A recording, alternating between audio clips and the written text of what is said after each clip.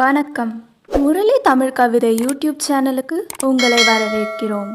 தொடர்ந்து கவிதை கேட்டு வரும் அனைவருக்கும் நன்றி. இதுவரை நமது சேனலை சப்ஸ்கிரைப் பண்ணாதவர்கள் சப்ஸ்கிரைப் பண்ணிக்கொள்ளுங்கள். பக்கத்தில் உள்ள பெல் பட்டனும் அழுத்திக் கொள்ளுங்கள். கவிதை பற்றி உங்கள் கருத்தை கமெண்ட் பக்கத்தில் பதிவு பண்ணுங்கள்.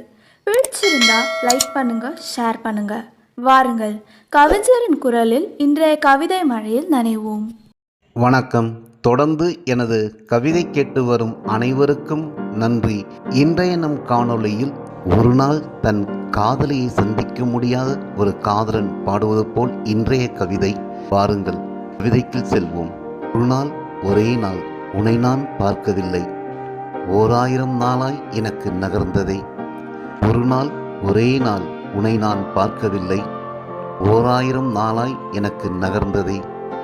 நாளெல்லாம் விழிநீரில் கரைந்தேனே, விடியும் வரை உலகை நான் வெறுத்தேனே. நாளெல்லாம் விழிநீரில் கரைந்தேனே, விடியும் வரை உலகை நான் வெறுத்தேனே. உள்ளமெல்லாம் சோக வெள்ளம் சூழ்ந்ததே, உயிரும் கொஞ்சம் கரைந்ததே. ஒரு நாள் ஒரே நாள் உன்னை நான் பார்க்கவில்லை, அலைபேசி அழைப்பையெல்லாம் ஆசையாக எடுப்பேன். கரைமோதி திரும்பும் அலை போல சோக கடலில் முழுகுவேனே. குரல் பதிவு செய்தி வந்தாலும் குயிலின் குரல் என்று வேகமாக திறப்பேன். கோட்டானின் குரல் ஒலிக்க கேட்டு வேதனையில் மூழ்கிப் போவேன். நீ அமர்ந்திருக்கும் இடத்தை அடிக்கடி வந்து பார்ப்பேன். தரிசனம் கிடைக்காத பக்தனைப் போல் பரிதவித்து போவேனே. பாவை உன்னை பார்க்காத ஒரு நாளும் ஒரு யுகம்தானே, மனசெல்லாம் போர்க்களம்தானே. பாவை உன்னை பார்க்காத ஒரு நாளும் ஒரு யுகம்தானே, மனசெல்லாம் போர்க்களம்தானே.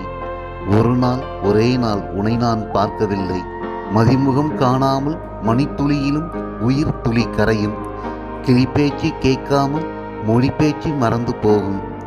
மௌன யுத்தத்தில் மனசெல்லாம் முகாரி ஒலிக்கும், கண்ணீர் கங்கையில் கண்கள் மிதக்கும். மௌன யுத்தத்தில் மனசெல்லாம் முகாரி ஒலிக்கும், கண்ணீர் கங்கையில் கண்கள் மிதக்கும்.